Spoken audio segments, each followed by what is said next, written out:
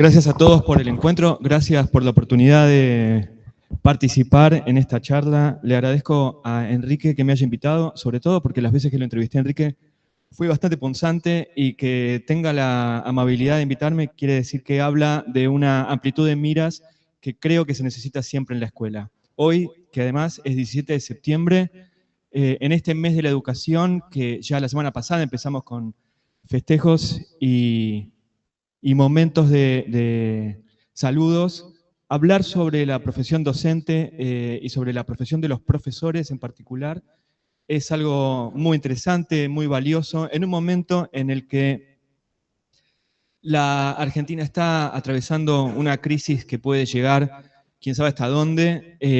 Poner a la educación en primer plano siempre es importante. Y de nuevo, le agradezco también a Carlos esta oportunidad. Nosotros nos hemos visto en la Feria del Libro hace unos meses, cuando recién se estaba hablando del Plan Nacional de Alfabetización, y tener la oportunidad ahora para frenar un minuto, pensar cómo está la situación y evaluar los primeros proyectos también es muy importante. Carlos, gracias por el tiempo. Hoy decía, es el Día del Profesor. Creo que todos los que estamos aquí somos profesores, yo incluido, aunque no parezca, y soy un profesor bastante malo, así que agradezco a mis estudiantes que ellos me tengan paciencia, pero en el Día del Profesor, usted escribió sobre Estrada. Yo le propongo, si quiere, como para arrancar con una mínima introducción, en un momento en el que estamos revisando a todos los padres de la patria, en un momento donde incluso Alberdi es una figura que se ha convertido en protagonista porque desde el presidente de la Nación hasta la oposición están todos revisando esa figura, traer a Estrada también es valioso. Y quería preguntarle por eso, si quiere hacernos un mínimo perfilito, así como para empezar, sobre la importancia que tiene Estrada hoy o cómo podemos recuperar esos valores. Bueno, lo primero que habría que decir, ¿se escucha? Lo primero que habría que decir es que habría que conocer a Estrada, digamos. Ese es el primer desafío que tenemos. Porque Estrada es siempre un nombre, es como una silueta con un contorno que preside escuelas, hay bustos cada tanto, algunos cuadritos. Siempre que, sobre todo desde la educación católica o cuando se presenta la idea de libertad de enseñanza, se habla de Estrada, no se cita. ¿No? Recién tuvo Horacio tuve el gusto de escucharlo Horacio citarlo, pero Estrada es como un contorno, no tiene contenido. No tiene contenido porque no se lo ha estudiado mucho, no se lo ha estudiado en profundidad. Hay algunas biografías. La última biografía completa dedicada a él es de los 90 y algo. Tienen ya como 30 años. Después hay un escrito de una tesis doctoral que se hizo en Ditela de 4 pensadores de esa época, y uno de ellos es Estrada, un capítulo de una tesis que se publicó, creo que en siglo XXI. Y en particular sobre educación, la verdad que nunca se ha hecho un estudio profundo, mucho menos actual. Hay algunos estudios, pero en general son biografías o apologéticas. Entonces, me parece que ahí tenemos un desafío. Llama la atención, sobre todo para el pensamiento católico, que Estrada no haya meritado estudios en los últimos 50, 60 años en profundidad. Y eso muestra una cosa que los que me conocen van a decir: Charlie de nuevo vuelve con la cantinela. Pero bueno, antes lo decía sin cargo, ahora lo digo con cargo, entonces bueno, lo tienen que soportar nuevamente. ¿Qué les vamos a hacer? ¿Qué le vamos a hacer? ¿Qué es el problema de, bueno, un pensamiento, si se quiere, para ser más amplios que el catolicismo, un pensamiento humanista cristiano que no visita a sus autores fundamentales? Muchas veces se sube a la moda de conocer los autores que nos rodean, que no me parece mal, me parece que está muy bien. Yo he leído Foucault, por ejemplo, leo cosas de lo más, si se quiere, que pueden estar parcialmente al menos lejanas a sus ideas. Pero si no leemos, como también hizo el padre Horacio recién, lo que escribió Ceferino, o sea, si no leemos nuestro pensamiento, se va a hacer muy difícil renovarnos. Parece que ahí tenemos un problema, que es que no sé por qué nos cuesta visitarnos a nosotros mismos en nuestra historia, no para la nostalgia, sino para la renovación, porque solo a través de la visita a la tradición, vamos a poder renovarnos verdaderamente al calor de los desafíos actuales. Entonces, el primer comentario sería ese, invitarlos a hacer algo que no es altamente complejo, es un escritor llano, conocerlo, y si entonces, digo una cosa corta, porque a mí me sirvió mucho Estrada para orientarme en la renovación de la política educativa actual. O sea, para mí Estrada es un autor fundamental en mi cabeza que aporta en este momento, como vos hablaste de Alberdi, para mí Estrada hoy, a mí, me da un conjunto de pistas consistentes para repensar la política educativa argentina, y en definitiva eso significa repensar las relaciones Estado-sociedad civil en torno de la educación. Y traigo un concepto de Estrada, para no traer muchos, algo que a él lo atraviesa a lo largo de toda su vida y de todos sus escritos. Paréntesis, un hombre que sacrificó su vida a la educación, y a la educación católica en particular, a la libertad de enseñanza y a la justicia educativa. Muere con 52 años, enfermo, después de haber presidido la batalla, podríamos decir, en aquella época las cosas eran más aguerridas en la generación del 80, una batalla difícil por la libertad de enseñanza, se acuerdan, en torno de la ley 1420, en fin. Estrada compartió muchos de los principios de aquella época. Estrada no era como a veces se lo quiere pintar, una especie de antimoderno en educación. Estaba con los consensos de la época, en algunas cosas de acuerdo, uno podría estar de acuerdo, en otras equivocado, pero en definitiva hizo la crítica de aquel momento desde su mirada humanista cristiana. Y una de las cosas que él más atento estuvo es algo que hoy nos vuelve a convocar en el debate, tiene que ver con algo de lo que el padre Horacio señaló recién, que es el problema de cómo vamos a entender el derecho a la educación, básicamente. Él insistía que el derecho a la educación tiene que tener al menos dos elementos o dos coprincipios. Después le agregué un tercero, que él lo esboza, yo lo fui agregando por autores posteriores, dos coprincipios que son ineludibles. Primer coprincipio ineludible tiene que ver lo que en aquel momento él llamaba igualdad. Hoy podríamos hablar más bien de justicia educativa, que incluye la idea de igualdad. O sea, es necesario una igualdad de oportunidad. Una oportunidad es una serie de condiciones para ser educado. O sea, si uno tiene hambre, o si uno no tiene hambre, pero vive en una familia, aunque tenga muchos recursos, que te destruye la autoestima, que con padres que no te plantean un proyecto de vida, etcétera, también es una manera de ser pobre, aclaro, porque la pobreza la hemos materializado demasiado. Hay muchas pobrezas a las que el humanismo cristiano tiene que enfrentar. Efectivamente, si no hay una cierta justicia, si no hay condiciones, hoy diríamos educabilidad, equidad, en fin, todas palabras que podemos vincular, si eso no existe es muy difícil plantear una posible libertad educativa. Y al mismo tiempo aparece el otro principio obvio, el de libertad, que no es solo libertad, lo explica muy bien, vinculada con la educación privada, que ha quedado en la historia como la idea de libertad de enseñanza muy asociada a la educación privada. Libres tienen que ser todas las escuelas, tienen que ser todos los docentes, tienen que ser todos los padres, tienen que ser todos los chicos. O sea, también hay que aprender, y fíjense este vínculo, a distribuir con justicia la libertad. No sé si me explico qué quiero decir. Porque cuando uno no distribuye o no genera libertad para todos, también hay una injusticia por falta de libertad. No sé si me explico qué quiero decir. Entonces, muchas veces el tema de la igualdad y la libertad, o de la justicia y la libertad, se oponen, y en realidad, en cualquier aula, en cualquier familia, en cualquier estado, en cualquier grupo social, de lo más micro a lo más macro, siempre tiene que desplegarse cualquier experiencia educativa o de política educativa enhebrando ambos principios. El máximo de libertad posible, el máximo de justicia posible, y yo le agregaría también, en virtud de lo que el Papa ha señalado, pero bueno, yo lo venía también tomando de otros autores vinculados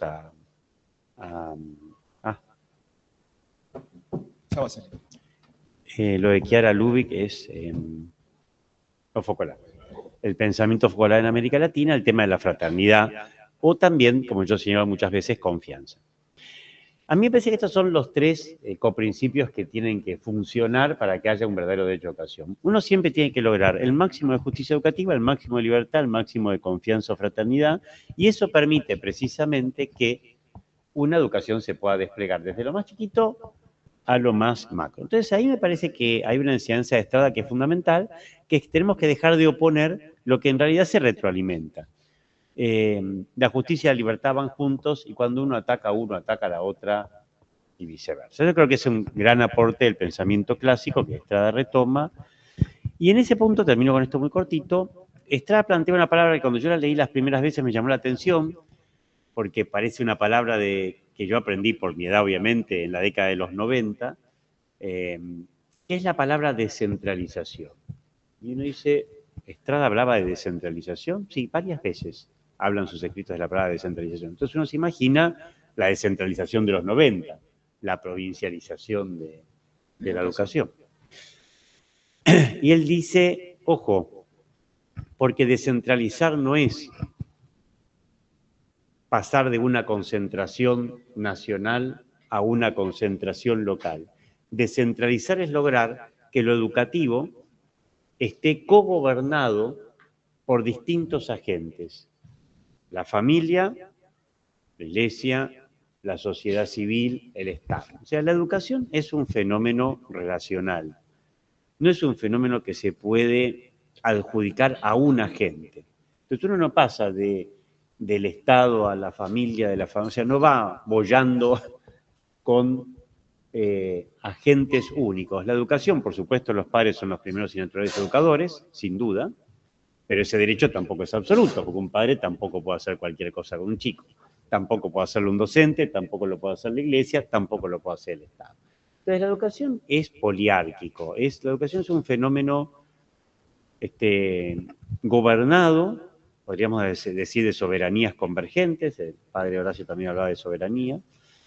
Me parece que ese es el camino, o sea, ir por una educación en donde todos promovamos, todos, por eso concepto de sociedad educadora que estamos tratando de llevar adelante, y al mismo tiempo con un máximo de libertad posible, de justicia y de fraternidad, para que las experiencias educativas se multipliquen al infinito y nuestro bien común educativo se enriquezca al infinito. Diría esos dos comentarios a partir de Estrada. Bueno, le agradezco el primer marco sobre Estrada. Podemos meternos ahora en las cuestiones más actuales de la educación, más urgentes. A veces siempre lo urgente nos termina tapando, ¿no? Es el árbol que tapa el bosque. Pero hay un tema fundamental que se viene hablando desde hace 1 año y medio, desde hace casi 2 años, que tiene que ver con la alfabetización. Sabemos por los datos estadísticos que recogió Argentinos por la Educación que el 46% de los estudiantes, esto es 1 de cada 2 chicos, no comprende lo que lee. Esa campaña que comenzaron el año pasado fue muy pregnante y derivó en una serie de acciones que llevaron quienes terminaban el mandato del año pasado y quienes comenzaron este año. Y los que comenzaron este año, en Consejo Federal, se reunieron y estuvieron trabajando en un plan que derivó en el Plan Nacional. Cuando nosotros nos vimos en mayo, el plan estaba a punto de lanzarse, lo lanzó nada menos que el presidente de la Nación, lo que es un respaldo político muy importante.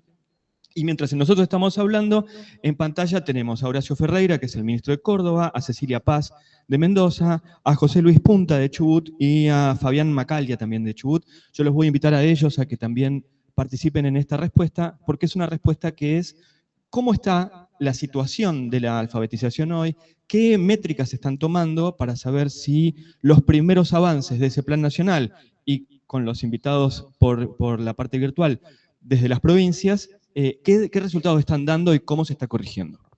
Bueno, voy a ser muy corto porque estando los ministros provinciales, tal vez en este tema del protagonismo lo tienen que tener ellos. Primero, destacar algo que digo todo el tiempo y no me canso de decirle, una gran gratitud a todos los ministros provinciales que desde diciembre pudimos acordar por unanimidad que ya en las primeras conversaciones que este era un tema importante.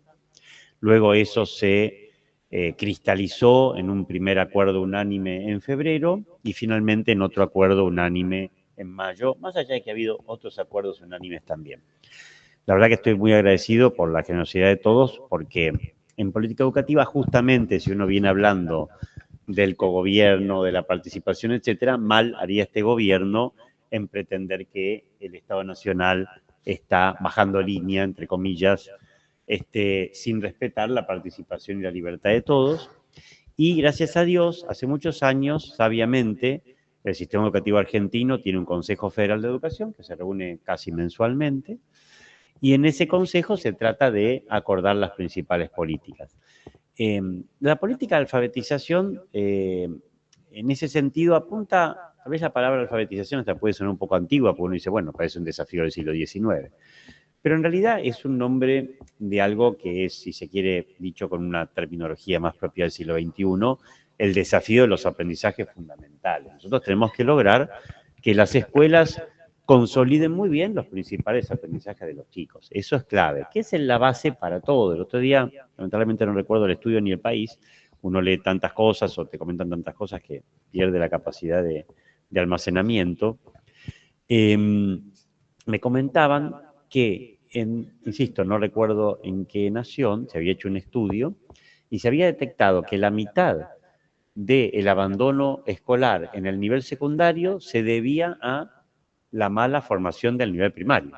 O sea que fíjense que uno a veces dice, uy, tenemos que arreglar el secundario, y si quieren arreglar el secundario, la mitad de arreglar el secundario es arreglar el primario. No sé si me explico lo que quiero decir. Entonces, a veces apuntamos a cosas laterales, que no digo que no haya que hacer algo con el secundario, por favor, sin duda que hay que modificarlo al calor de que es una institución que tiene 800 años como no obligatoria y ahora es obligatoria, así que efectivamente es una institución que ha cambiado radicalmente su naturaleza, por lo tanto debe ser modificada, pero si queremos que un chico le vaya bien en el secundario, y tiene que terminar muy bien el primario. Entonces, con esto termino. A mí me parece que es algo importante, que nos hayamos focalizado allí. Pueden los ministros sin duda comentar iniciativas que están desarrollando ellos. La sociedad civil venía planteando de antes. También muchas provincias venían ya trabajando el tema de alfabetización, así que para nosotros no es un demérito, al revés, es una alegría poder haber podido consolidar una política que no estamos inventando nada raro. O sea, a veces en la Argentina hay que inventar lo obvio. No sé si me explico qué quiero decir. Los problemas argentinos son bastante básicos, convengamos. Tal vez hay que simplemente reconocer que nosotros podemos ser geniales en muchas cosas, porque la Argentina es bastante genial en muchas cosas, pero al mismo tiempo es genial en muchas cosas difíciles, y en la fácil la hacemos bastante mal. Bueno, hay que ir a las cuestiones fundamentales. En economía pasa algo parecido. Ir a las cuestiones fundamentales y llevar políticas adelante. En cuanto a las métricas, una cosa corta. Como saben, nosotros vamos a hacer una prueba a aprender ahora en noviembre. La idea es tomar a aprender en tercer grado de ahora en adelante, pero también tomar evaluaciones en primer y segundo grado, porque la verdad que lo que tenemos que lograr es que los chicos aprendan a leer y escribir al nivel que corresponde en primer grado. Esto es taxativo. Hay discusiones a veces, etcétera, pero lo que está demostrado internacionalmente es que un chico puede perfectamente, a menos que tenga alguna dificultad particular, aprender a leer y escribir bien en primer grado. Así que, de todas maneras, aprender en tercer grado nos va a servir para acercarnos a eso, nos va a servir para remedialmente poder avanzar los años siguientes, y también tenemos que, insisto, estar muy atentos a lo que pasa en primer grado particularmente para poder avanzar. Esa sería mi primera respuesta, Marco. Prefiero dejarle las palabras a los ministros provinciales que, insisto, tienen el protagonismo local. Buenísimo, gracias. Seguramente esta parte es la parte del bache, porque sabemos que cuando vamos a los vínculos por Zoom, tarda un ratito, qué sé yo, pero hasta que nos acomodemos seguro que vamos a ir. Yo le propongo a Horacio Ferreira, que está el ministro de Córdoba, si quiere contarnos cómo viene desarrollando el plan de alfabetización en la provincia. Bueno, buenos días, un gusto de poder hoy estar compartiendo mediante este sistema de Zoom que nos permite a algunos vernos la cara acá directamente en vivo y otros desde otro lugar que también van escuchando y compartiendo estas ideas. Primero, bueno, agradecer la invitación, agradecer también al secretario de Educación de la Nación por compartir estas ideas iniciales, y para sintetizar diría que nosotros también estamos en el barco de la alfabetización y vamos timoneando esto en el territorio de distintas maneras, ¿no? Porque en el discurso previo del secretario se hablaron algunas cosas que son como muy importantes, por más que hacíamos referencia a Estrada, que también las podemos traer al momento de hoy, y el derecho a aprender es un derecho que no podemos negar a nadie, sino que todos los que estamos acá, los que están allá, también estamos todos comprometidos en eso. ¿Qué hicimos en Córdoba hasta el momento?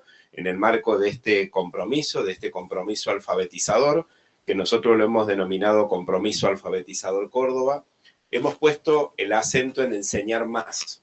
Esto implica un desafío que estamos construyendo con las instituciones educativas, porque a leer y escribir, a calcular, se enseña. Y esto lo digo así sintético por esto de los aprendizajes fundamentales, pero me parece que ahí hay una clave cuando uno quiere pensar política, cuando uno quiere pensar fundamentalmente el tema de la acción. Otra de las decisiones que fuimos tomando en esto es ver a la alfabetización como las alfabetizaciones múltiples. No quedarnos solos con la lengua castellana, sino también habilitar esta posibilidad de la alfabetización al diálogo con otros campos de conocimiento. Por eso nuestras instituciones van focalizando en ciencia, en la cultura digital, va cada uno teniendo su espacio diferente para poder ir abordando el tema de la alfabetización. Y algo que sí tomamos como decisión, recuperando los logros que se habían alcanzado y proyectando las transformaciones necesarias, es la idea de focalizarnos, hacer más fuerza desde todos los espacios curriculares, desde todas las asignaturas, con el tema de la oralidad, la lectura y la escritura, y el abordaje y la resolución de situaciones problemáticas.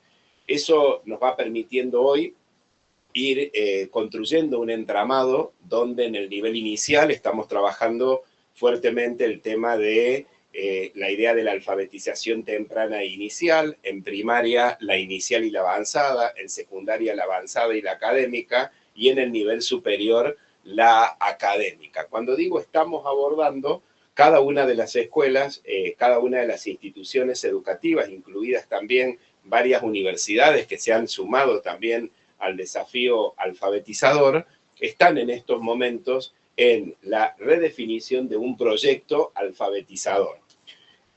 ¿Cómo nos pensamos en cómo ir midiendo esto? Primero, que lo medimos a partir de la participación que el sistema educativo está teniendo, por ejemplo, en las jornadas, en esas jornadas institucionales, que nosotros hemos dispuesto 6 jornadas anuales, donde se va discutiendo las metas que cada institución se plantea, que van a contribuir con la meta general de la propia provincia. Nosotros hoy tenemos en tercer grado, con una primera métrica elaborada por la propia provincia, que 7 de cada 3 estudiantes ya logran lo que consideraríamos lo básico en la alfabetización. Pero nosotros queremos ir por más, queremos mejorar, digamos, estos resultados, y ahí estamos trabajando.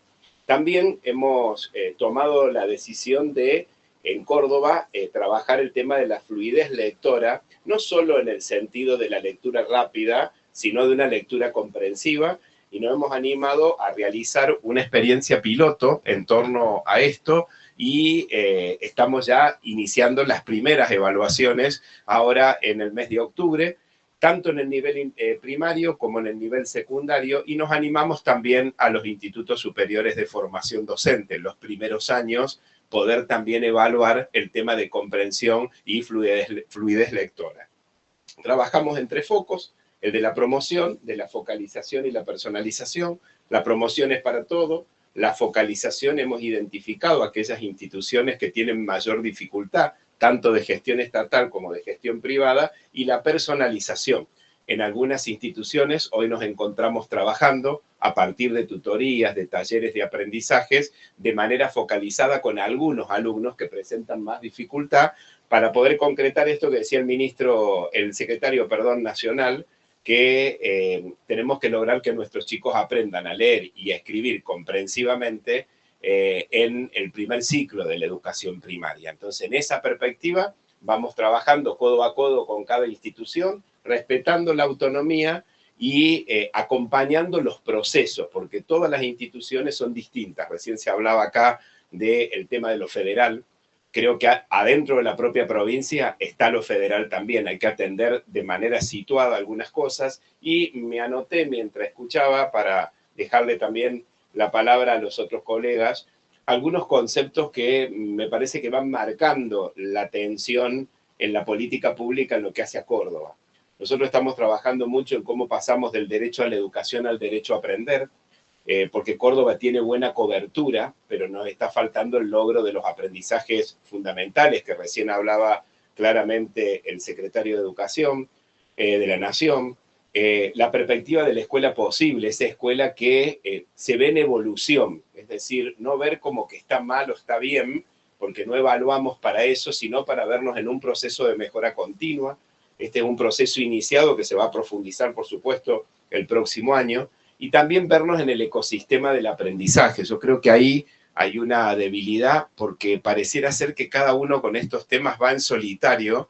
Yo creo que cuando unimos los esfuerzos, tanto las fundaciones, asociaciones civiles, el Estado, las escuelas, las organizaciones, la familia, el entramado se va desarrollando de manera distinta.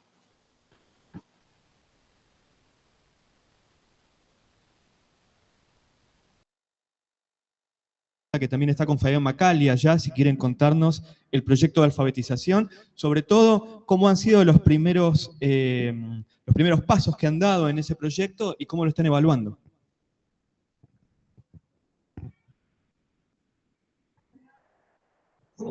Hola, ¿qué tal?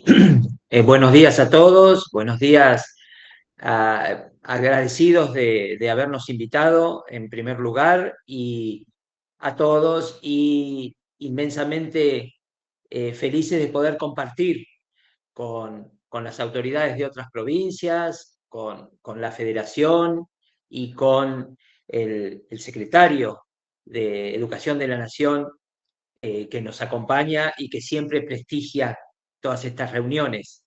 Digo todas, porque justamente es importante rescatar, en primer lugar, este trabajo que se ha iniciado o que en muchas partes es una continuación, pero que particularmente para la provincia del Chubut ha sido como un lanzamiento después de muchos años de problemas severos para la educación de Chubut. Así que digamos que todo lo que podemos hablar y que vamos a hablar ahora de alfabetización, tiene que estar enmarcado en los problemas que la educación de Chubut venía acarreando y que, por lo tanto, esto es como un inicio en cada una de las áreas, no solo en alfabetización. Pero vamos a referirnos a alfabetización y necesitamos decir que todo el contexto obligó a asumir conceptos y políticas que integraran a la sociedad chubutense detrás del proyecto escuela, digamos, detrás del proyecto educación. Esto fue casi consensuado por todas las fuerzas y todos los movimientos y todas las personas, partidos, empresas en una reunión y en una política general que el gobernador de la provincia llamó y propuso de Juntos por la Educación. En ese Juntos por la Educación, la alfabetización era un problema central, era el objetivo, y enmarcado en este proyecto, en esta política general, nosotros encaramos un plan de alfabetización que se comenzó a desarrollar con pleno éxito. Hace poco hicimos una evaluación de esta implementación y más allá de no tener específicamente resultados sobre el aprendizaje de los niños, que hemos organizado básicamente en unidades pedagógicas que atienden a que los niños aprendan a leer y a escribir y aprendan estos conceptos básicos en, en la transición y en la unidad pedagógica que va entre el último año del nivel inicial y primer grado, porque creemos, como adelantó y como dijo el secretario de Educación de la Nación, que muchos de los problemas del secundario tienen que ver con el primario, y ese tránsito en el primario debe ser significativo, debe ser potente para que se solucionen muchos de los problemas de todo el sistema educativo. Así que nosotros pusimos especial énfasis y el plan de alfabetización que nosotros llamamos Chubut Aprende 2024-2027 tiende y tiene como objetivo que el 100% de los niños de la primaria transiten esa escolaridad sabiendo leer y escribir y sabiendo los conceptos básicos de matemática. Entonces, hemos implementado ese proyecto en un 100% de las escuelas. Y digo de las escuelas, e incluyo a todas las escuelas, las de gestión privada también, y hemos hecho un planteo integral de este plan de alfabetización, de manera que no hubiera diferencias entre los centros urbanos, que como expresó el ministro de Córdoba, nosotros también tenemos una diversidad geográfica y una diversidad cultural que atendemos y que nos ocupamos de que estas cuestiones no atenten contra la efectivización del plan, la capacitación docente, todos los ingredientes que van haciendo que este plan sea fructífero. Así que hemos trabajado fuertemente en la comunicación del plan, porque para nosotros fue central que ese Juntos por la Educación incluyera a los padres, incluyera a los niños, incluyera a los docentes, y los resultados que hemos ido midiendo son los que tienen que ver con ese impacto. Nosotros decíamos el otro día, en oportunidad de la visita del señor secretario de Educación de la Nación a la provincia, que teníamos 2.500 docentes capacitándose. Eso ha sido también un esfuerzo de conectividad de la provincia y de otros programas conexos que hemos ido planteando para la alfabetización. Decía, teníamos 2.500 docentes capacitándose,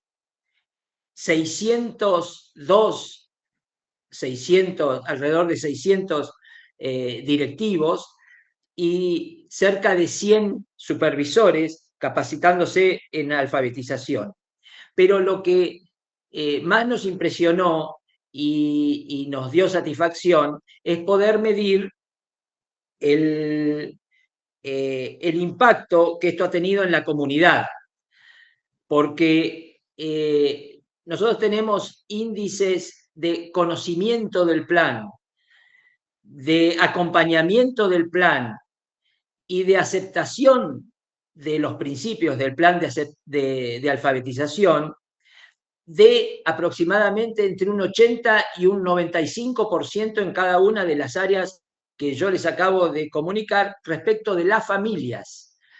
Hemos puesto a disposición de las familias y de los padres y de los alumnos y de los docentes una encuesta permanente sobre el avance del plan de alfabetización, y nosotros recibimos datos, le diría, semanalmente de esas esos resultados, y podemos ir evaluando y dirigiendo. La comunicación es muy importante para esta provincia, hacer que todos nos comprometamos y que todos evaluemos y que todos empujemos el plan, y es por eso que hemos implementado esta especie de encuesta permanente que nos permite tomar decisiones, que nos permite orientar y reorientar el plan, y sobre todo la llegada a cada una de las familias y a cada uno de los docentes. Así que, bueno, eso es un poco generalidades de cómo marcha el plan y cuáles son los indicadores que nosotros tomamos para irlo orientando y reorientando. Respuesta que ha sido muy amplia, lo mismo que Horacio. Voy a darle paso a Cecilia Páez, que es la directora de Privada de Mendoza, y luego tenemos preguntas del público y ahí podemos por ahí ir mechando entre los distintos análisis. Pero está Cecilia de Mendoza y queremos escucharla también a ella.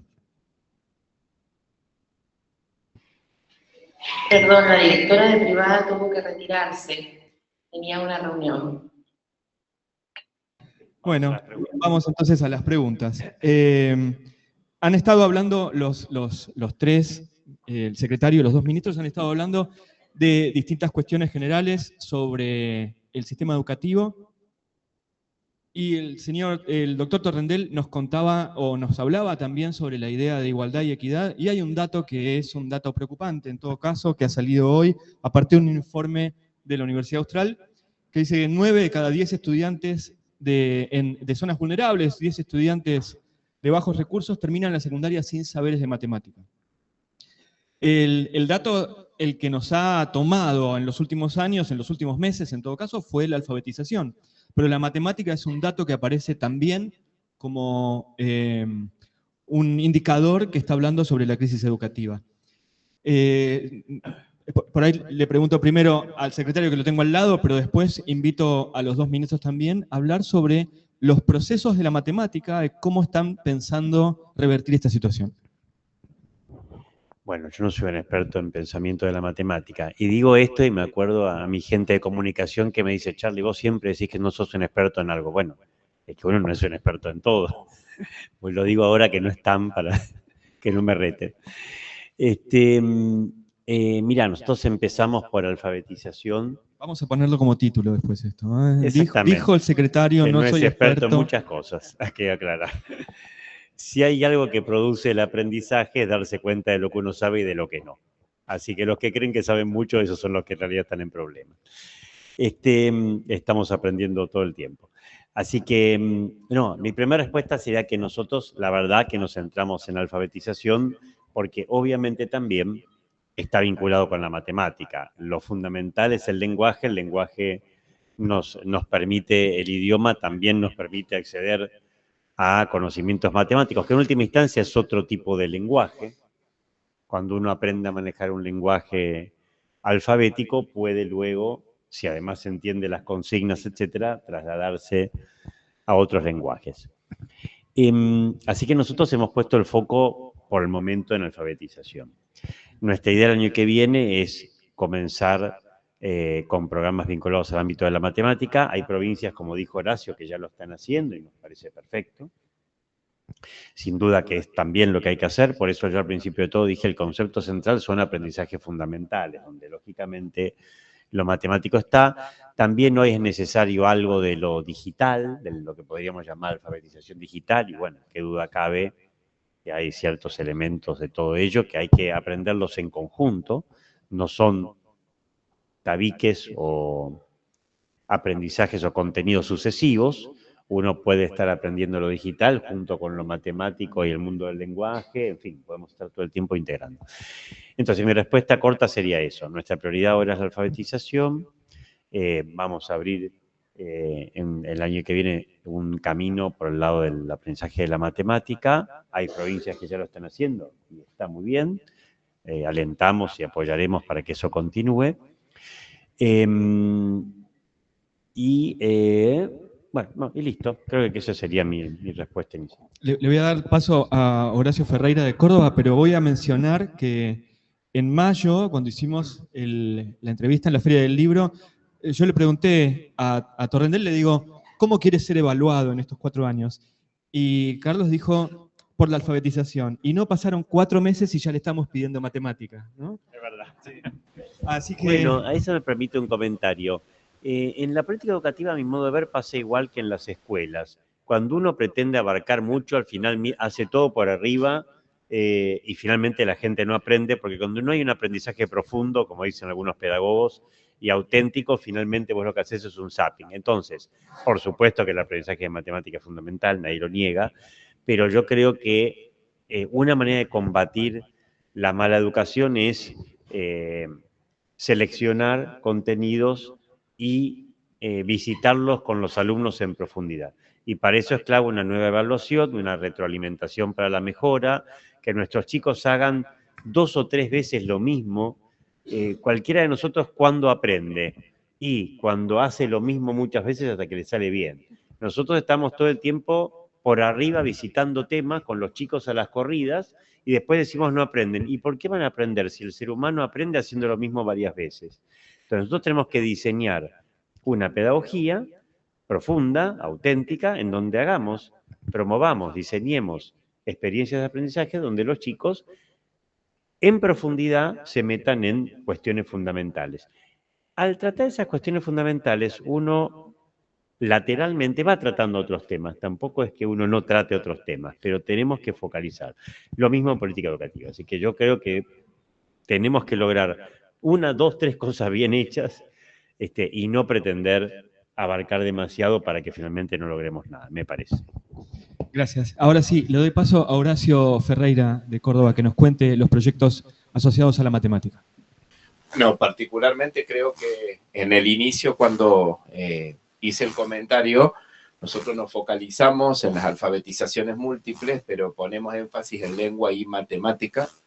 En este sentido, tengo que decir que si uno sigue apostando a las mismas estrategias que se usaron en ciertos tiempos, posiblemente obtengamos los mismos resultados o los resultados puedan ser peores a los que tenemos hoy, ¿no? Entonces creo que ahí viene una tarea de innovación, viene una tarea de cambio que hay que poner en marcha y en ese sentido creo que hay que ser disruptivo en algunas de las cuestiones para poder repensar las prácticas. Volviendo a lo que decíamos recién de lengua, nosotros quisimos comprometer en esto, por ejemplo, a los municipios. Hoy nosotros tenemos 385 municipios que nos están acompañando y han firmado el compromiso alfabetizador. Entonces no solo se alfabetiza en la escuela, sino en otros espacios como parques educativos, centros vecinales. O sea, hay distintas alternativas en el territorio. Me parece que también la Feria de Ciencia, Tecnología, Innovación y Arte ha generado un espacio muy importante. Más de 17.000 proyectos han participado de la feria. Esto implica que el énfasis en la evaluación estuvo en la oralidad, la lectura y la escritura.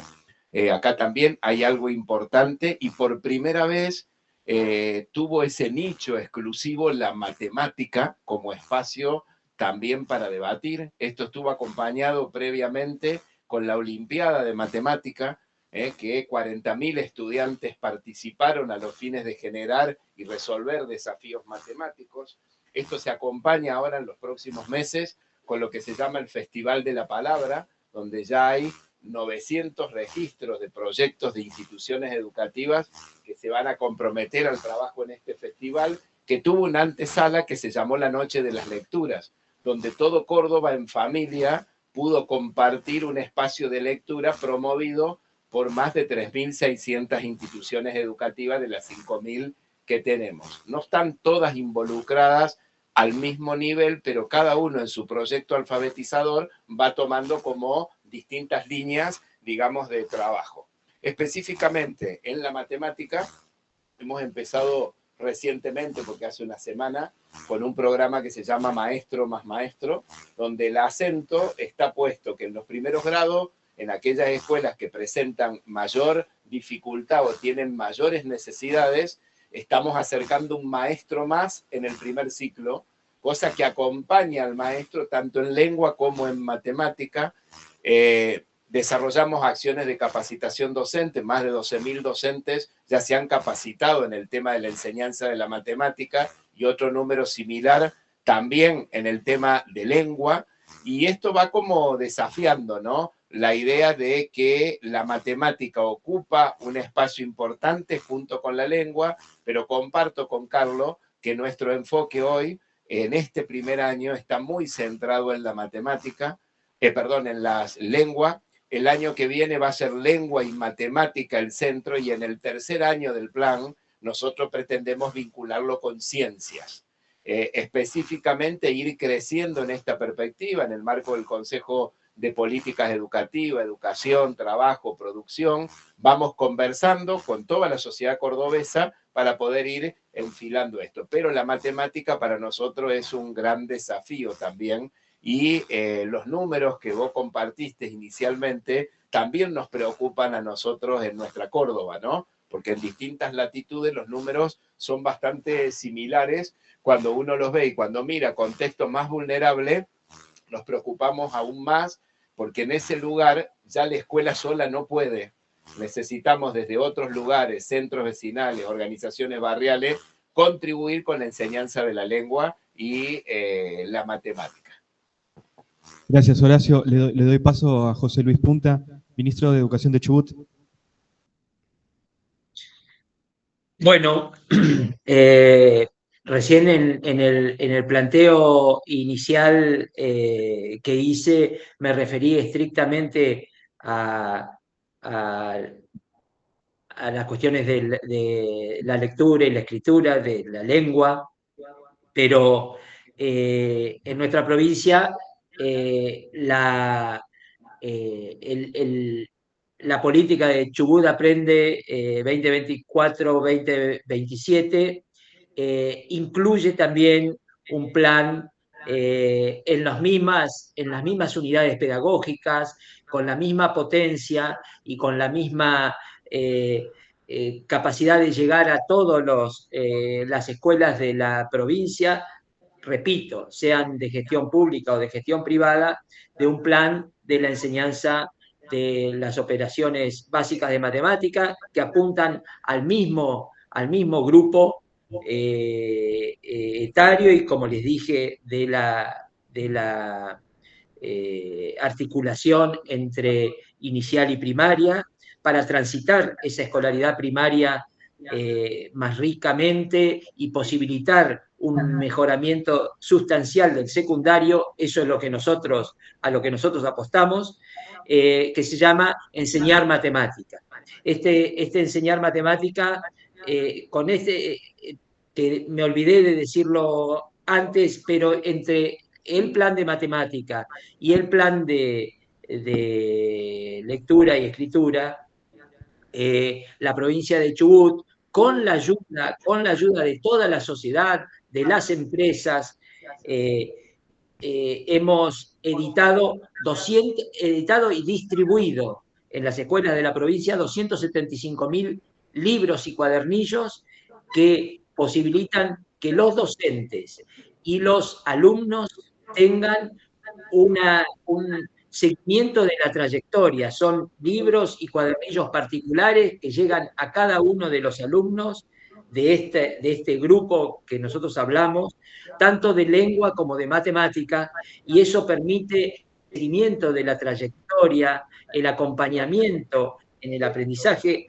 de estas cuestiones básicas de matemática, y que están, casi anecdóticamente les cuento, construidas en y para la provincia de Chubut, con guías y con el acompañamiento de personajes como un pingüino que se llama Matino, una guanaca que se llama Chubi, es decir, de alguna manera una ballena, es decir, están planteados para la provincia de Chubut, para los distintos sectores de la provincia de Chubut y para acompañar a todos los alumnos en esta construcción. Nosotros necesitábamos producir un cambio, un quiebre en esta especie de profundidad que habíamos caído en nuestra provincia por falta de clases, por distintas cuestiones, sin pensar en un culpable, pero por distintas cuestiones teníamos que relanzarnos en la educación y lo hicimos en todos los aspectos que pudimos y lo estamos llevando adelante con mucho trabajo, con muchas inconvenientes que vamos superando a cada momento, pero ya implementando completamente el plan de alfabetización y el plan de alfabetización matemática. Gracias. Les voy a pedir ahora, les voy a traer preguntas que han llegado del público. Yo tengo la computadora abierta y estoy mirando, pero les prometo que estoy mirando los WhatsApps que llegan de preguntas. Les voy a pedir ahora respuestas un poco más breves para poder hacer varias preguntas. Igual me dijeron que tenemos tiempo hasta las 5 de la tarde y que le podemos preguntar de todo al secretario, pero no, les voy a preguntar algunas cosas. Y sí les pido acá un cachito más de brevedad, no demasiado, pero un cachito para poder responder a todas las preguntas del público. La primera tiene que ver con la formación docente. ¿Qué hacemos con la formación docente? Es la pregunta. Y yo a esto le voy a agregar dos cosas. La primera, desde el lado de la Nación, cómo están elaborando con el Infod una estructuración o una normalización de los más de los 1.500 centros de formación docente, lo que requiere un trabajo arduo. Gabriel Azar está haciendo un trabajo muy importante ahí. Entonces, por un lado es la formación, pero también la normalización de los nuevos docentes. Y luego, por ahí esta es una pregunta que puede llegar a Nación, pero sobre todo a provincias, es si en las jurisdicciones, en Córdoba, en Chubut, están desarrollando una evaluación docente, como en otras provincias se está empezando a llevar. Esta evaluación para mantener a los docentes, para invitar a los docentes, lo voy a decir de una manera gentil, pero para invitar a los docentes a estar actualizados. Bueno, respondo corto, si les dejo la palabra. Efectivamente, el tema de la formación docente, en mi caso, por la experiencia que, como algunos saben, hicimos en la UCA, es un tema del cual conozco. Y por otro lado, es un desafío enorme. O sea, no hay director de cualquier tipo de gestión estatal o privado y de cualquier nivel al cual yo no llegue hace años a una escuela y me pregunten qué vamos a hacer. En ese momento no estaba en ningún cargo, qué va a pasar o qué se va a hacer en la Argentina con la formación de grado docente, la formación inicial docente, sea de nivel inicial, primaria, secundaria. Yo no soy de identificar culpables, etcétera. Las cuestiones siempre son complejas, pero creo que hay un desafío enorme en el mundo de los profesorados. Creo que nuestras políticas educativas han sido deficientes en ese sentido, tanto las nacionales como las provinciales. Esto es fuente ovejuna, fuimos todos, incluido el sector privado. Entonces me parece que nosotros tenemos que caminar hacia un planeamiento racional de los profesorados. Tenemos que animarlos a innovar en el buen sentido del término. No puede ser que uno a veces perciba que profesores que tienen 20, 30 años de antigüedad son más innovadores que chicos que acaban de salir de un profesorado. Eso es porque los envejecimos en algunos profesorados con metodologías que ni siquiera son tradicionales, porque cuando uno considera que dar clase es hacer una cosa tan básica como explicar algunos temas, tomar alguna prueba y así ir pasando, eso ni siquiera es tradicional. Me parece que sería un insulto a la educación tradicional creer que eso es educación tradicional. En realidad eso es no entender cómo funciona el aprendizaje, punto. Hasta Aristóteles decía en la Ética Nicómaco que lo que hay que hacer después de haber aprendido, lo aprendemos haciéndolo. Así que así Aristóteles, hace 2500 años, te dice que hay que aprender haciendo, me parece que no somos muy innovadores si creemos que enseñar es explicar algunos temitas, tomar algún test, a ver si algo de eso quedó por ahí, y no entender qué significa un aprendizaje profundo en cada campo disciplinar. Entonces, me parece que tenemos un desafío grande.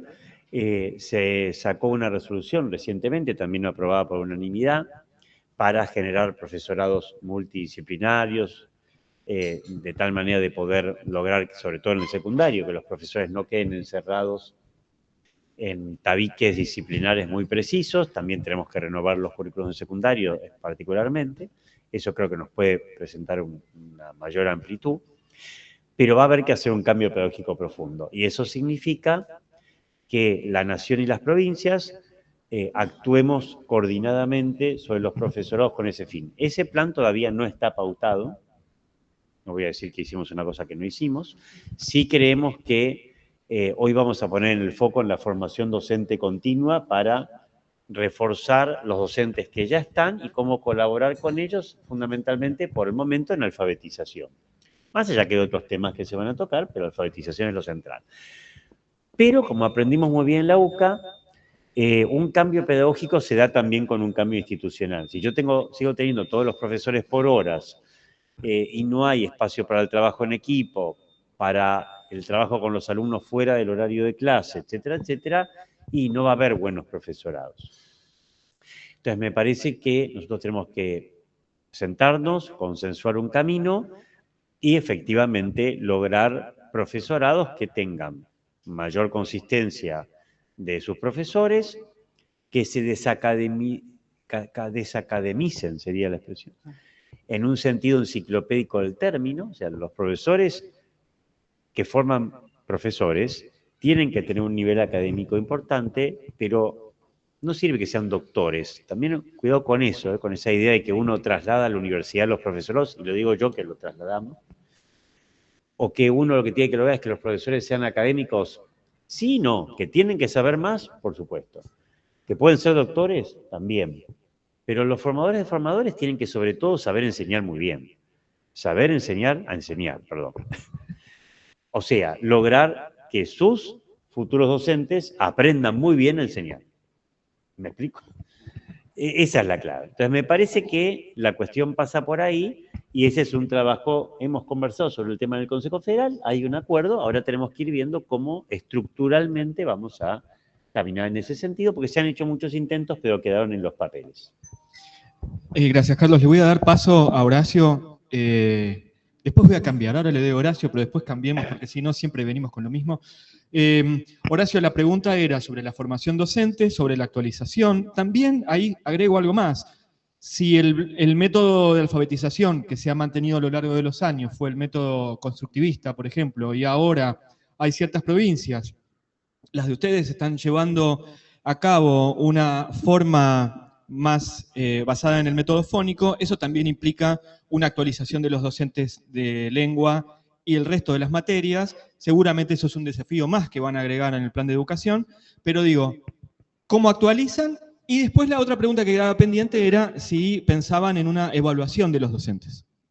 Bien, particularmente también contarles que estamos finalizando, mejor dicho, finalizó el mes pasado una consulta que hicimos al sistema educativo, pero pudo participar la sociedad en general, y esa lectura nos indica algo muy importante. La gente está muy de acuerdo con que hay que actualizar ciertos aprendizajes, pero también se sostiene que la gran dificultad que hoy hay tiene que ver en el cómo enseñamos. Parándome en esto, diría que Córdoba va a desafiar el próximo año la transformación de la formación docente del profesorado de nivel inicial, de nivel primario, de matemática y lengua, en consonancia con nuestro plan de compromiso alfabetizador, y ya estamos trabajando, digamos, con esta perspectiva. Y en lo que hace a la formación docente continua, estamos ya trabajando con un modelo también distinto. Hay 22 instituciones que han presentado proyectos de manera conjunta con municipios y comunas, y van a comenzar ellos a desarrollar como institutos superiores de formación docente con los municipios en el territorio provincial acciones de formación docente. Y ahí hay institutos de gestión estatal y de gestión privada también involucrados. Pero vos hablabas claramente del tema de la docencia en sí, los perfiles, los desafíos. Yo creo que nosotros en Córdoba necesitamos como revisar ese rol docente. Hay normativa que es muy antigua, que necesitamos actualizar. Tenemos que ver cuáles son las tareas que hoy un docente tiene que ejercer en su propio territorio, como la del director o de un supervisor, para poder articular en cómo efectuamos las transformaciones que realmente son necesarias.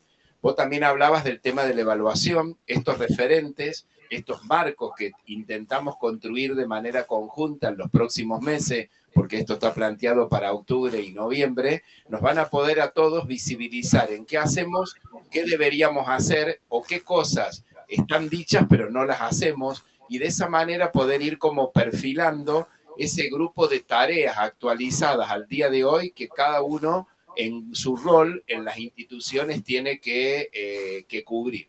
Con respecto a la alfabetización, yo creo que es importante superar algunas discusiones, ¿no?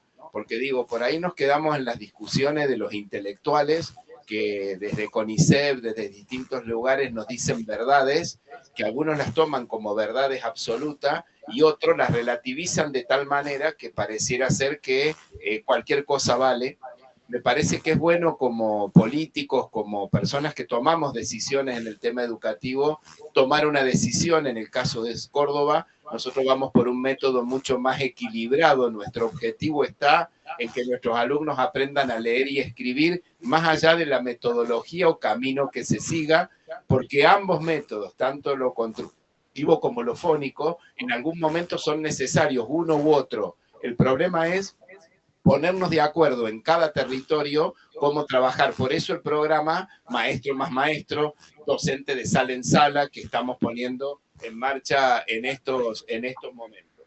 Creo que en esa perspectiva, la formación docente y circunscribiéndome a la formación docente inicial, necesita una revisión, necesita una actualización en lo que hace a los planes de Córdoba, en el contexto general, pero estas transformaciones se van a hacer no bajando de cierta esfera que viene a decir qué hay que hacer acá, sino construyéndolo de manera participativa. Y vuelvo a repetir, la consulta de Córdoba, ya hoy la tendencia que uno ve en la lectura de los datos de estos 27.000 aportes, habla claramente de una necesidad de focalizarnos más en el cómo enseñar, por supuesto con fundamento, pero poner mucho el acento en esa mirada, como en un tiempo la formación docente fue de ese estilo.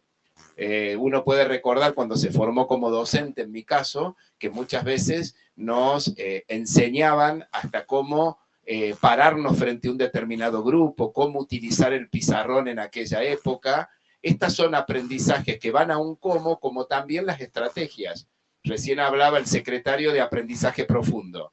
Es claro, pero para el aprendizaje profundo hay que pensar una estrategia didáctica que es distinta a un profesor explicando todo el día.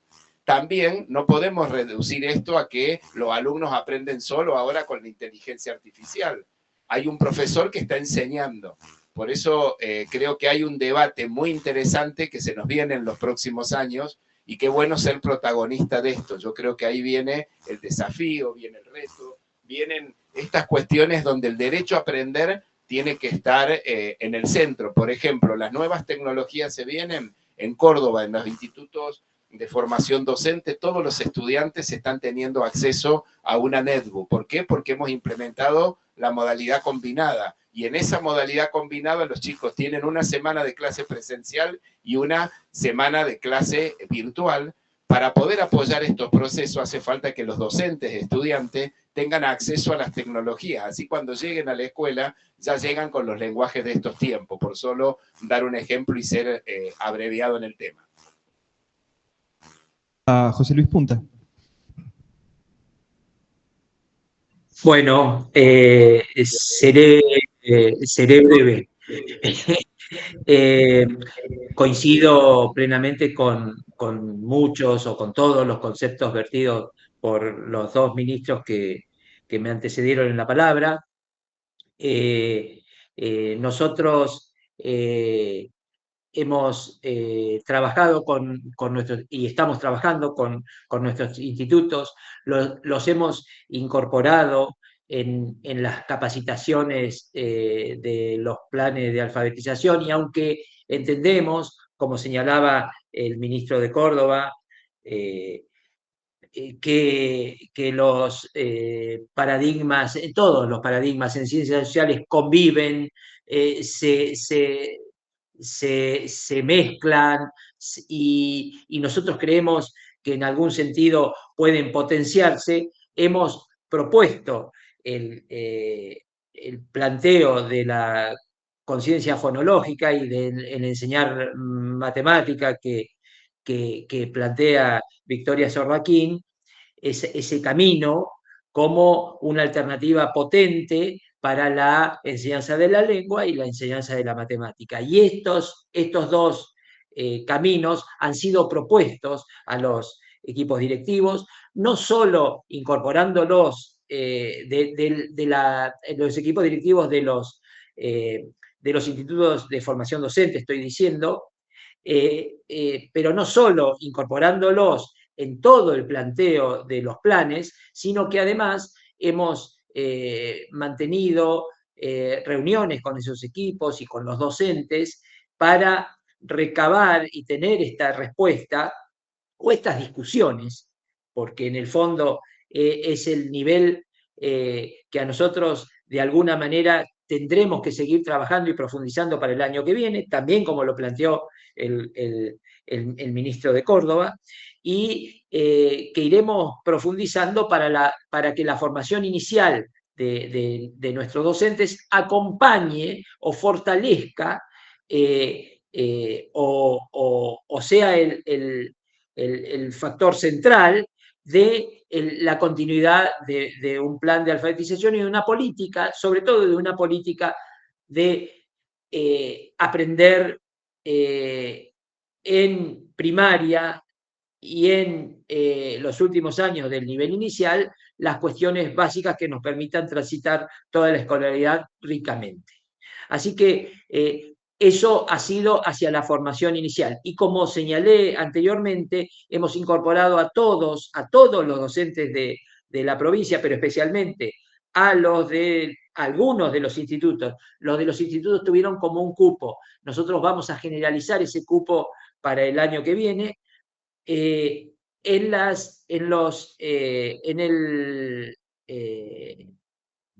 educación continua y en el fortalecimiento y en el aprendizaje continuo y en la formación continua a través de las capacitaciones del plan. Así que yo les podría decir que nuestro trabajo fue mucho de ir a enfrentar el problema y asumir decisiones respecto de la situación que tenía la provincia y de incorporar a todos en esa solución, porque creemos, como lo escuché al secretario de la Nación hace poco, creemos firmemente que los docentes son la solución al problema que tenemos y no el problema. Nosotros estamos perfectamente persuadidos de que eso tiene que ser así y acompañaremos a nuestros docentes para que sean parte de la solución, sean la solución. Así que esto es lo que tenemos para decir desde Chubut. Gracias. Les hago la última pregunta a los ministros. Estamos llegando ya al final del encuentro. Les hago la última pregunta a los ministros y después me guardo una más para hablar con el secretario. Hay muchas preguntas, la verdad. Han llegado muchas preguntas y están todas buenas. Yo voy a elegir y voy a decir que la culpa es de Enrique, porque me mandó un montón de preguntas y así si se quieren enojar con alguien que sea él y no conmigo. Pero lo invito a José Luis Punta para que nos comparte algunas ideas que tienen que ver con, por ejemplo, la salud mental de los estudiantes, qué estrategias, qué dispositivos están pensando en ese tema, cómo lo están llevando adelante. Un término que apareció también después de la pandemia, y sumado a eso, sabiendo que hoy las escuelas están obligadas a la inclusión de estudiantes con discapacidad, cómo se hace presente el Estado para la formación de los docentes y el acompañamiento especial de los alumnos que la necesitan? Bueno, en primer lugar, nosotros respecto del acompañamiento y de la salud de nuestros alumnos, especialmente de la salud mental, nosotros tenemos equipos de apoyo, equipos multidisciplinarios de apoyo que acompañan todas las situaciones y los problemas, y lo que hemos transformado un poco en estos últimos tiempos como para acercarnos y estar más presentes, de atender a las emergencias que venían de las escuelas, a ser un poco más previsores y estar constantemente esos equipos dentro de las escuelas. Hemos producido un cambio respecto de cómo se venía trabajando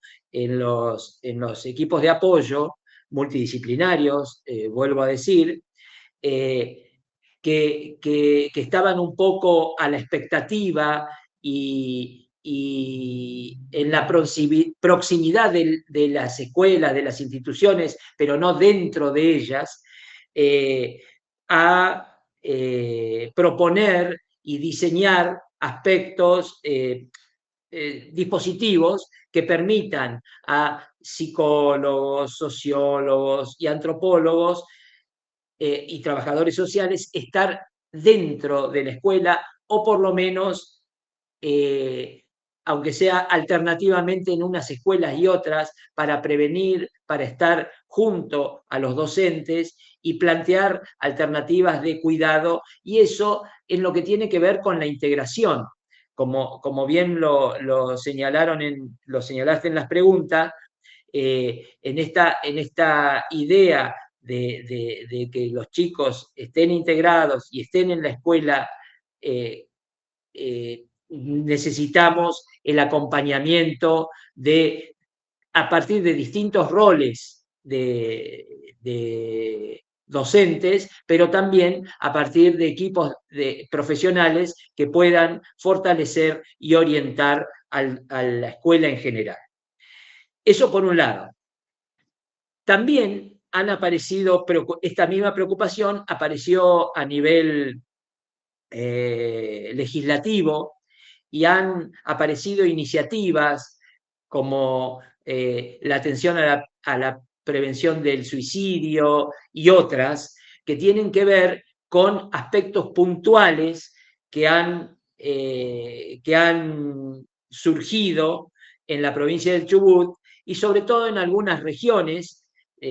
Nuestra provincia está dividida en regiones muy amplias, algunas tan grandes como algunos estados europeos, y en estas regiones hay particularidades que hicieron que surgieran estas iniciativas legislativas, y a las que el Ministerio de Educación debe dar respuesta y debe dar sustento. Así que también hay cuestiones legislativas que han sido trasladadas a la escuela y que fortalecen desde otras miradas y con otras posibilidades la intervención y la profundización en algunos aspectos que hacen que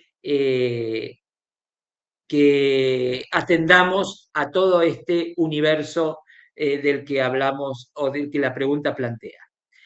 La formación docente también acompaña estas nuevas formas y nuevas modalidades que ha asumido la educación, y desde la formación de los docentes,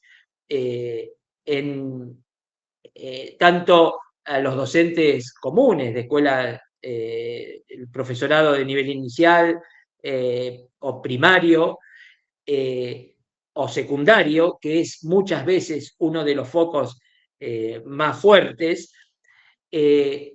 Acompañamos y hemos trabajado con los institutos para que generen estos espacios en donde reflexionar e incorporar estas problemáticas y estas situaciones que tienen que ser atendidas.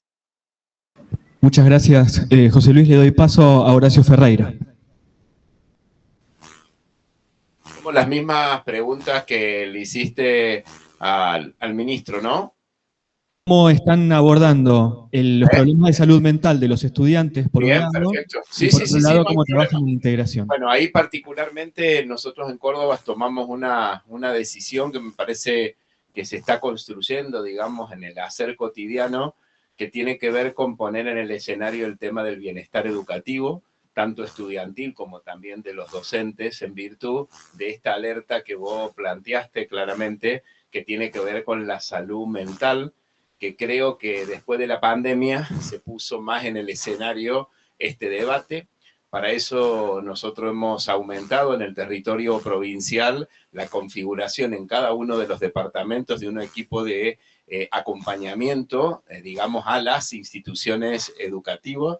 No obstante, hay instituciones educativas, tanto en el sector estatal como en el sector privado, que tienen equipos de orientación, pero es un problema que también se tiene que convertir en un contenido educativo a trabajar en esto de la perspectiva del cuidado que recién se hablaba. Con respecto a la inclusión de chicos con discapacidad en las instituciones educativas, me parece que ahí Córdoba ha hecho un camino, pero tenemos que también revisar ese camino. De hecho, poder asumir claramente esta perspectiva de la inclusión en un sentido más amplio y no tan en un sentido restringido. Creo que tenemos que empezar a ver a la persona con discapacidad en lo primero que es una persona y tiene derecho a aprender. Por eso ir del concepto de diversidad, del concepto de integración, al concepto de personalización de la enseñanza es uno de los desafíos que nos hemos puesto. En estos momentos hemos recuperado de todo lo trabajado por la provincia, porque nosotros siempre venimos con esta idea de consolidar logros y efectuar las transformaciones necesarias en discutir claramente cuál es el paradigma de la inclusión social que hoy se está buscando como tal, y eso nos ha permitido tener un primer escrito y un primer encuentro que fue también virtual de trabajo con directivos y con docentes y supervisores para ir revisando las miradas, ¿no? En esto de la perspectiva del cuidado. Creo que no son temas que tienen que estar ausentes de la agenda educativa, porque hoy están como llegando muy fuerte a la escuela. La escuela está siendo ese lugar que recibe esta problemática, entonces uno tiene que poder prevenir, tiene que poder cuidar, pero insisto con el concepto central inicial. La escuela sola no puede, por eso el ecosistema del aprendizaje tiene que estar habilitado, el trabajo con el Ministerio de Salud, con las áreas que tienen que ver con deporte, que tienen que ver con cultura, que digo, ir articulando el entramado para no ver solo a estas cuestiones como cuestiones patológicas o que tienen que ver solo con enfermedades, sino verlo en el entramado de la escuela como institución, como tal. Y también poner más acento en la mirada de los docentes. Por eso distintos talleres, distintas acciones que vamos emprendiendo, también de comunicación efectiva al interior de las instituciones educativas, el tema de cómo cuidarnos la voz, que es nuestra herramienta, digamos, fundamental de trabajo, nuestra palanca de todos los días, poder comunicarnos bajo estos espacios. Hoy están siendo temas de agenda con acciones, en el caso de los docentes incipientes, en el caso de los estudiantes profundizando esta mirada. Por ejemplo, uno tiene que ver con el uso de los celulares. En Córdoba, por toda la actividad que se venía haciendo desde el 2011 a la fecha, los acuerdos escolares de convivencia ya venían reglamentando y marcando esta mirada. Nosotros actualmente en este primer tiempo de gestión hemos posibilitado que las escuelas lo revisen y tienen pautas en las escuelas, por ejemplo, para el uso de los celulares. Recientemente estuvimos acompañando por el tema de cómo prevenir el tema del juego en línea, y así sucesivamente convertir todos esos temas que son emergentes en contenido educativo. Hoy pasa a ser clave en la escuela secundaria, en la escuela de nivel inicial, en la escuela de nivel primario, y me atrevería a decir algo importante porque ya lo estoy viendo, también en cómo la escuela genera espacios para formar a los papás, a las mamás, a la tía, a los abuelos, a los tutores de cada uno de nuestros estudiantes, porque también la sociedad nos está reclamando ciertos saberes que no tiene para poder prevenir y poder cuidar. Horacio, muchísimas gracias. Le quiero agradecer también a José Luis. Muchas gracias a los dos por el tiempo que nos han dado. Le hago la última pregunta a Carlos y le agradezco también el tiempo. Han habido muchas preguntas, hubo muchas preguntas interesantes. Una que tuvo que ver con la con la ausencia de los estudiantes, la educación en valores. Yo me voy a quedar con ganas, pero me parece que no es el lugar ni el momento para hablar sobre el financiamiento educativo. Justo que se dio el discurso del presidente mostrando el presupuesto. Se lo invito en algún momento que lo hablemos, ojalá que podamos hablar del 6% del PBI, pero yo lo dejo como título para que lo hablemos en un momento, pero sí me gustaría... Voy a decir algo de eso. Me encanta, listo. ¿Viste cómo fue? Tiré la caña. Los que saben más de Biblia que yo van a recordar una frase de Jesús. No me acuerdo bien el escenario, a ver si algún sacerdote me puede ayudar. Cuando en un diálogo él pregunta quién cumplió la voluntad de Dios, si el que dice que va a hacer algo, pero finalmente no lo hace, o el que dice que no lo va a hacer y finalmente lo hace. No sé cómo es. No sé si alguien... La palabra no sé. Bueno, pues pásenme la... Porque, perdón si suena provocador, y perdón, no es que esté utilizando a Jesús para dar una respuesta a este tema, sino que me remito a esa sabiduría para responder.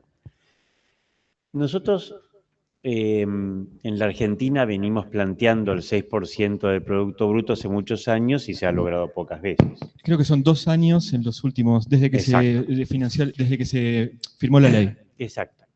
Pero además, de acuerdo con los estudios últimos que hicimos, como ya lo he dicho en otras oportunidades, lo vuelvo a insistir, hay 2 datos que llaman la atención, que es que si uno hace un análisis estadístico, puede ver que en comparación con otros países de América Latina, lo que hemos invertido en educación no ha tenido el mismo nivel de resultados que en otros países con inversiones análogas. Y encima, como también creo que te he comentado aquella vez, nosotros hoy le estamos dando dentro de la educación estatal 4 veces más recursos a los que más tienen por sobre los que menos tienen. Entonces, a mí, sinceramente, me parece que la discusión no es el 6% del Producto Bruto, que en definitiva es el 6% de qué, porque tal vez este año con la baja del Producto Bruto se cumple. No sería mérito de la inversión educativa, sino, lamentablemente, el efecto de que cayó el Producto Bruto. A mí me parece que el problema no pasa por si es 6%, 7, 5%. Y encima ha quedado demostrado que aun cuando ha sido igual o menos de 6, la mayoría de las veces, sin embargo, los chicos finalmente no aprenden. A mí me parece que el problema es si vamos a invertir bien. Esa es la pregunta. Y bien quiere decir bien en resultados de aprendizaje y bien en justicia educativa, no solo en resultados de aprendizaje. Así que mi respuesta sería esa. Yo creo que nos tienen que evaluar como gobierno a todos por si invertimos bien en educación. Está claro que uno puede invertir mucho e invertir mal. Bueno, tenemos que caminar por ese lado. Sí, esa sería mi primera respuesta. Lo podemos discutir en otro momento porque me parece que vale mucho más que una respuesta breve, pero le agradezco la apertura. Sí le hago la última pregunta, que es, ¿está al tanto de los desafíos planteados por el Papa en el Pacto Educativo Global? ¿Se puede incorporar en la educación? Sí, a mí me parece que lo que la antropología y la teología y filosofía de la educación que están expresadas en el Pacto Educativo Global, no me acuerdo ahora todos los puntos de memoria, yo tengo mala memoria de corto plazo, pero lo he leído varias veces el documento, me parece que son claves para renovar la pedagogía. Ahora, eso tiene que pasar en todos los niveles. Nosotros tenemos que renovar la pedagogía en el aula, tenemos que renovar la gestión educativa de la escuela y tenemos que renovar la política educativa. Me parece que en ese sentido tenemos que pasar de lo que podríamos llamar una pedagogía, una gestión y una política educativa de papel, en donde siempre estamos preocupados por cambiar los documentos o las leyes, a una pedagogía, una gestión y una política educativa que efectivamente modifique prácticas. Parece que ese es el secreto. Para lo cual es muy importante que ejerzamos el poder de otra manera. A mí me parece que el gran drama es justamente el ejercicio del poder nuestro, cómo ejercemos el poder en el aula, cómo lo ejercemos en la escuela, cómo lo ejercemos en la política. Yo insisto que a partir de una visión humanista cristiana del ejercicio del poder, gobernar es acompañar subsidiariamente, uno promueve los protagonismos de abajo hacia arriba, lo cual no quiere decir que uno deja solo a nadie, sino que en virtud de las capacidades que se van desplegando, uno tiene que ir acompañando los docentes a los alumnos para que aprendan mejor, los directivos a los docentes para que desplieguen sus capacidades y puedan enseñar mejor. Antes hablamos de los supervisores, creo que fue el padre Horacio, cómo el supervisor se convierte en un asesor de la escuela. Un supervisor es precisamente alguien que, porque tiene más trayectoria, puede asesorar a los directivos y lo tiene que hacer de alguna manera bastante parecido al sector privado y al estatal, para brindarles ideas, etcétera. Por supuesto, luego en la parte jurídica, contable, ese es otro tema, pero en lo pedagógico, casi diría que un supervisor en ningún caso debería ser el superior del director. Un supervisor o un inspector no es el superior, el que le da órdenes, es el que lo acompaña para la mejora de la escuela, tan sencillo como eso. ¿Qué debería ser un director de nivel? Y alguien que acompaña a los supervisores para que a su vez acompañen mejor. Entonces, el poder es una catarata de acompañamientos que tienen que orientar. En el fondo el poder es tutorial. Por algo la palabra autoridad y tutor tienen la misma raíz. Viene de autoritas, hacer crecer. Así que la autoridad y el tutor en algún sentido es lo mismo. Me parece que el camino es ese. Quiero agradecerle el tiempo que nos ha dado tanto el doctor Carlos Torrendel como Horacio Ferreira, José Luis de la Punta, estaba también Fabián Macaglia, aunque estuvo siempre hablando José Luis desde Chubut. Antes de proponerles un aplauso como despedida, está el obispo auxiliar de Mendoza, Marcelo Masitelli, a quien le vamos a pedir una última bendición en este bloque y luego seguiremos con el resto de la agenda. Con esto terminamos. Muy buenos días a todos, agradezco todo lo compartido y hago visible, antes de la bendición, algo que puede ser como un desafío de lo que necesitamos en este tiempo, que es sentarnos en una mesa, buscar lo mejor, hacer realidad los sueños que muchos tenemos en la educación. Creo que se hace urgente entender la educación como una política de Estado porque es esencial. No hay un país posible sin educación. Entonces, que busquemos en diálogo, en mesas de encuentro, el construir juntos lo que todos deseamos. Y a todos los docentes que han acompañado este encuentro, en la gratitud de la noble vocación, y muchas veces, a veces no reconocida, que sigan siendo sembradores de esperanza, ¿no? A todos los funcionarios, gracias también por compartir. Mucho de lo que se ha compartido ha expresado los 7 compromisos del pacto, algunos de los 7 compromisos del Pacto Global, así que entiendo que se han incorporado también en el diálogo educativo, me parece muy bueno, gracias a los funcionarios que han expresado también búsquedas y desafíos en este tiempo. Les doy la bendición siempre que me encuentro con mis comunidades o las comunidades aquí en la diócesis. Les explico, ¿no?, que la bendición es uno de los gestos más sencillos y más profundos de la fe. Porque cuando alguien pide una bendición, pide el abrazo de Dios al misterio de la vida que está llevando, ¿no? Y vaya a saber lo que hay en el corazón. Siente la bendición como un abrazo al misterio de la vida de cada uno de ustedes, a la misión, ya sea desde la función pública, ya sea desde la docencia, a la misión que llevan, y también el docente ama a los que se les pone enfrente, ¿no? Que sea una bendición que abrace a todos los que se les confía para esta maravillosa tarea de hacer crecer a la persona en dignidad y en libertad. A los que no son creyentes, valga con respeto a su conciencia, pero sientan también un abrazo con esta bendición. El Señor esté con ustedes. Que la bendición de nuestro buen Dios, del Padre, del Hijo y del Espíritu Santo, descienda sobre ustedes y permanezca para siempre. Gracias a todos. Los despedimos con un aplauso.